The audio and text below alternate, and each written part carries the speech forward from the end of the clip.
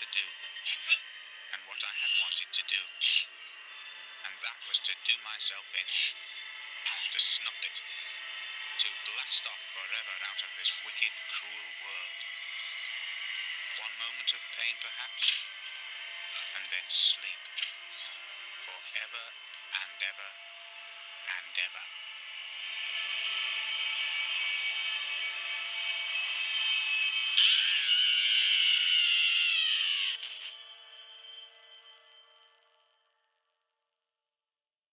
I was cured, alright. A Clockwork Orange came out in 1971 and it was directed by Stanley Kubrick. It was his follow-up after 2001: A Space Odyssey, which was a massive hit.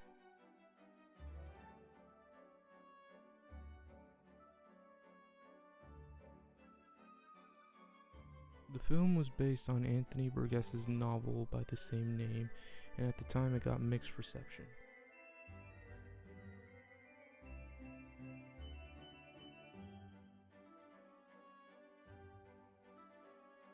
The film is about a young kid and his friends in a dystopian-like setting who go around hurting and assaulting people and causing a lot of havoc. Things take a turn, however, when our friendly, humble narrator murders a rich woman in her mansion. When he heads outside, he gets smacked in the face with a bottle from his friends. He's left there helpless as the police arrive to take him in for questioning. He gets sentenced to jail, and while he's in jail, he gets the opportunity to be reformed, by giving him torturous methods of treatment by forcing him to watch disturbing footage of violence, propaganda, but with classical music that he used to adore, but now he sees in a different light. Using Ludwig van like that, he did no harm to anyone! Beethoven, just stop music! They test out their experiment, and to shocking results, he's physically revolted anytime he wants to cause violence and anytime he has sexual tendencies. I'm gonna be sick! I'm gonna be sick! With him now being seen as completely reformed, he's placed back into society, but through shocking results, the people he once harmed fight back and put him in even worse misery. With our main protagonist at a disadvantage, he has to take all the punches thrown at him until eventually he gives in and decides to jump out of a window to his death. He wakes up at the hospital, and after a couple of tests to see if he's okay, The boy you always quarreled with is seriously ill? My mind is a blank. And I'll smash your face for you, yar blockos. he sees the politician who put him through hell until he was finally cured. The politician apologized to our main character and told him to cover up all the terrible things he did to him that caused his near-death experience. Our main character obliges to this request, and the movie ends with our main character saying, "I was cured, alright."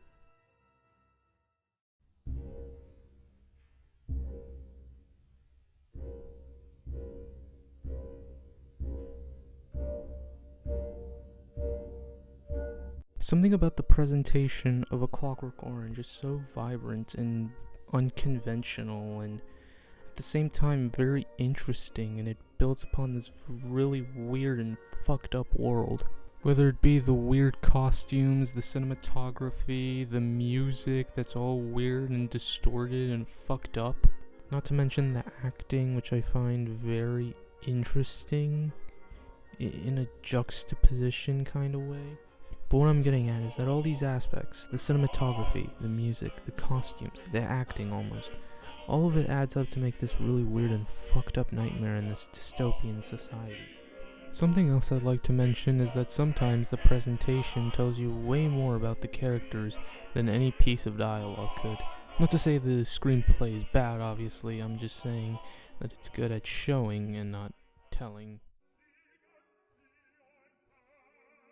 An example of what I'm talking about are the statues that are revealed when the camera zooms back from Alex's face in the first scene of the movie. They're meant to show and symbolize the character's misogyny throughout the first act of the film, and even at certain parts in the second act. Another example of the presentation saying a lot about the characters is its distorted use of music. The rendition of Ode to Joy in this film has a a lot of synthesizers, and it's weirdly mixed. It has fucked up vocals. It sounds very eerie and off-putting, whereas the original sounded very proud, almost. It's played twice throughout the entire film. The first time is when Alex is picking up two girls from the music store, and the second time is when Alex is being tortured and forced to watch Nazi World War II footage on the big screen when he's being reformed. The distorted version of Ode to Joy is meant to symbolize Alex's distorted view of the world, in the sense that he viewed classical music like an escape from all the absolute chaos he caused on the streets. He went back to his home with his parents to listen to Beethoven or whatever after a long day, and he has these very interesting images when he hears the classical music that are unlike anyone's interpretation that you have ever heard. And when he's tortured, he has a completely different view of the classical music, because now when he sees all this disturbing footage, whether it be World War II or he's looking at a man being beat up, he doesn't like it, because now he associates it with all the chaos and all the absolute mayhem he caused on the streets. Speaking of which,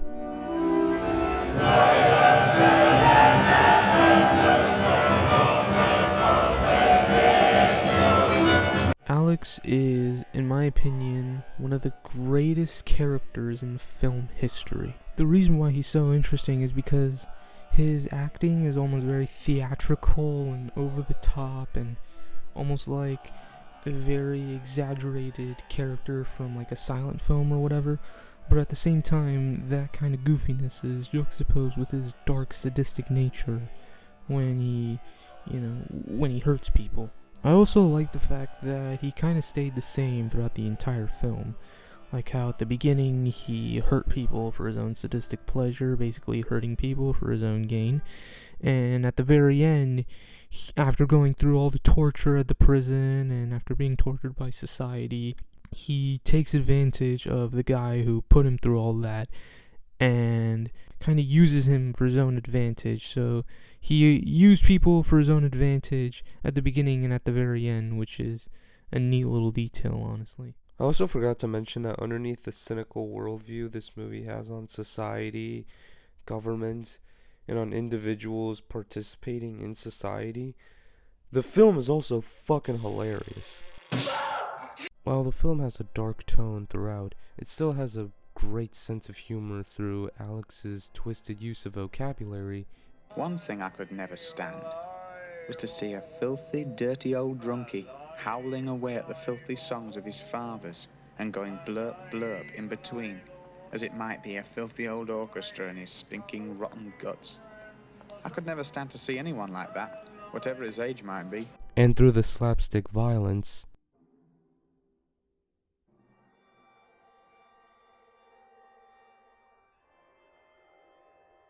and not to mention the social and political commentary.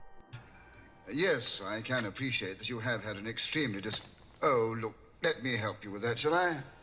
Thank you, sir. Thank you. I can tell you with all sincerity that I and the government of which I'm a member are deeply sorry about this, my boy. Deeply sorry. We tried to help you. We followed recommendations which were made to us that turned out to be wrong. An inquiry will place the responsibility where it belongs. We want you to regard us as friends. Anyway, back to Alex. Part of what makes Malcolm McDowell's performance so great is that it balances comedy with drama.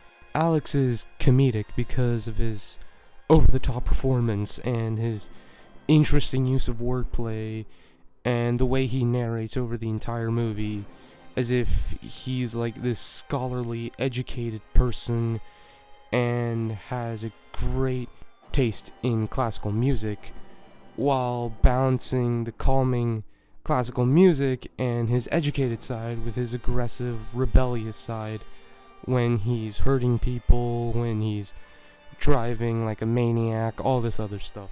The dramatic performance comes from when Alex is being tortured by the prison, and you can see his desperation to leave. You can see his desperation to not go through this torture any longer, because he understands, or at least he thinks he understands, why violence is fundamentally wrong. And then when we see whether the experiment paid off, you can see how he's being humiliated, how he's being tortured psychologically, and even during the last act of the film, we can see Alex being humiliated and tortured and hurt by the people he once hurt. So the cycle of violence basically continues.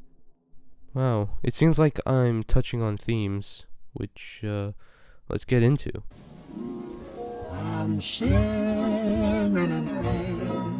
What does this movie tackle? I think the better question is, what doesn't this movie tackle? Because it touches on literally every aspect of humanity. Politics, society, religion and philosophy, class structure, art, our interpretations of art, violence, our relationship with violence, psychopathy, free will and individuality, sex, reformity, authority. It's about all of these things. Now, a movie or show tackling all these themes doesn't always make it good. The themes are not what make the product good, it's how they're tackled that makes them good. You can tackle the same themes all you want, but you'll never get an experience like the one that Kubrick gave with A Clockwork Orange. The way Kubrick touches on all these aspects of humanity is in a very cold and detached, cynical manner, you know? The violence in this movie isn't gory necessarily, but it's very psychologically disturbing because the impact makes it more painful than if there was blood on screen and it was trying to be as explicit as possible. I'm sorry, but we don't usually let strangers in on the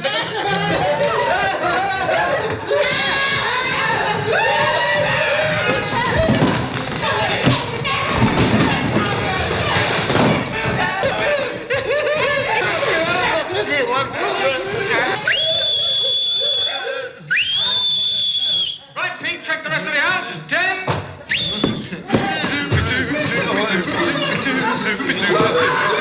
I'm singing in the road, just singing in the road. What a glorious feeling. I'm happy again. I'm laughing at clouds so dark up above. Sun's in my heart, and I'm ready for love. Let the stormy clouds chase everyone from the place. I'm on with the rain. I've a smile on my face. I'll walk down the lane with a happy refrain, and I'm singing, just singing in the rain. Doobie doo, doobie doobie doobie doo, doobie doobie doobie doo, doobie doobie doo. Something else I want to talk about is how this movie is almost meta with its reputation and its audience especially.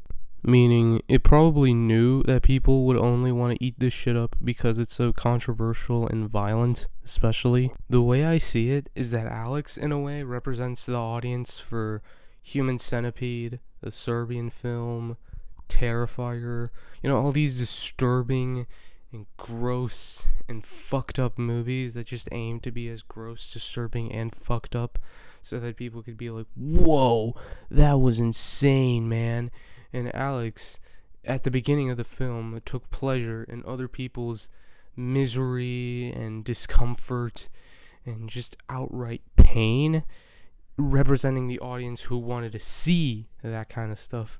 But then, as the film progressed, when he saw violence depicted on screen and with the classical music and all this disturbing shit, that represents the audience who wanted to see something like Terrifier, Human Centipede, Serbian film, and all that stuff, but then got this meditation of violence, and it's actually hard to watch, and it represents the audience who can't look away from all this disturbing, controversial shit that's happening in this movie.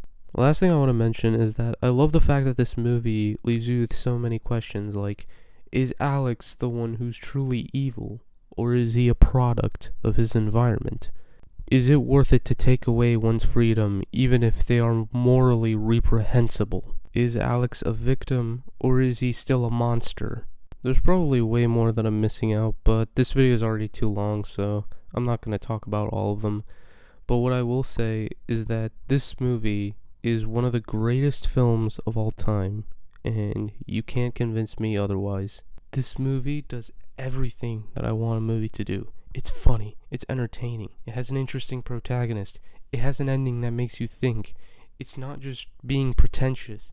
It does so much with the source material. It's trying to say something. It tackles the subject matter so well, and the subject matter is pretty complicated, and yet this movie does it amazingly.